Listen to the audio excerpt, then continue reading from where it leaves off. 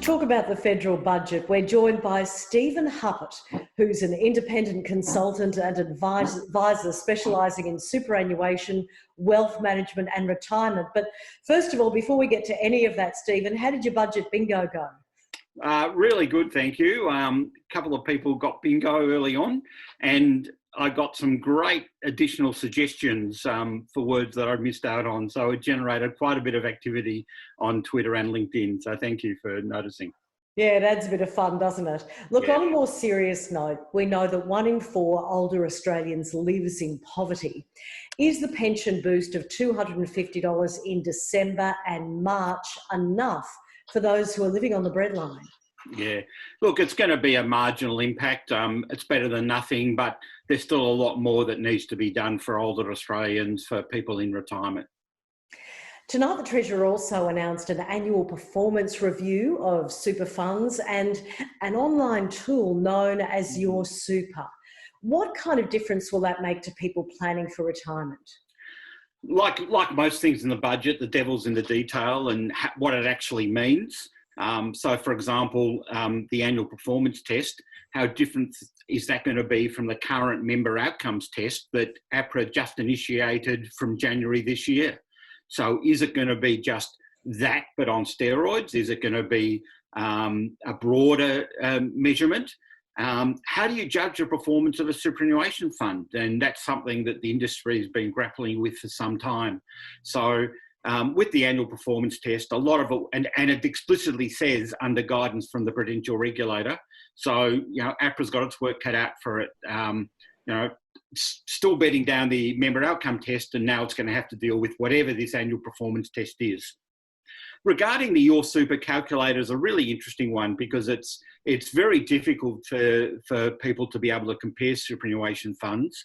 There are a number of sort of commercial and semi-commercial entities out there that do it. Some of the insurance comparators also include superannuation.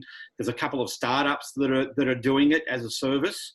But any sort of comparison, you have to really understand what you're comparing, and the danger is you're not comparing like with like. And the other part of it is what sort of assumptions will be built into it. If the calculator is going to be trying to estimate what it will give you at retirement, then the whole question will come down to what assumptions. If it's purely looking at what fees you'll be paying for what you've currently got in the system, well, that will change as your balance grows and your needs grow over time. One of the dangers with the calculators is that it may not take into account your particular needs, for example, around insurance and other matters. Yeah, the devil's in the detail. We'll have to wait and see on that one. Now, absolutely.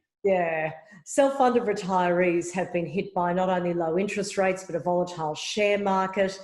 Young people for generations to come will be hit by this enormous debt, a budget deficit of $213 billion this year alone.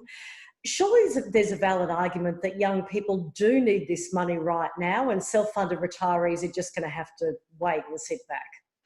Yeah, so the budget didn't, there was a lot of speculation about would the contribution rates be talked about in the budget. They are scheduled to go up to 10% next year, and there's been an enormous debate in the industry and wider over the last 6 months about whether that should go up or not. It was completely silent on that.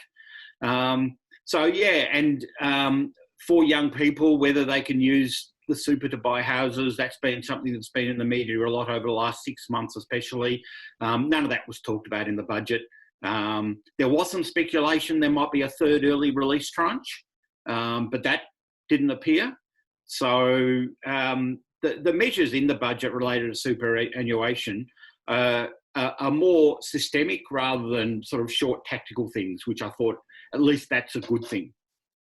What's the one thing you would have liked to have seen announced in the federal budget that wasn't? Look, I've got a particular interest in what happens when people do retire. I think the focus on how much money you have when you retire is important, but in Australia, we don't do enough for people when they retire in terms of the types of retirement products and the types of services that the superannuation and financial services industry can provide. And unfortunately, the budget, like a number of recent regulatory requirements and government announcements, has been completely silent on what happens when people retire. So I would have loved to have seen comments about the proposed retirement income covenant, which is going to come in eventually, but it's been delayed and deferred a number of times. And also the requirement to have some sort of retirement income products to be able to offer to members. And those sorts of things I would have liked to have seen in the budget, but I really wasn't very hopeful. Stephen Huppert, thanks for your insights and your time. A pleasure, Tracey. Thank you.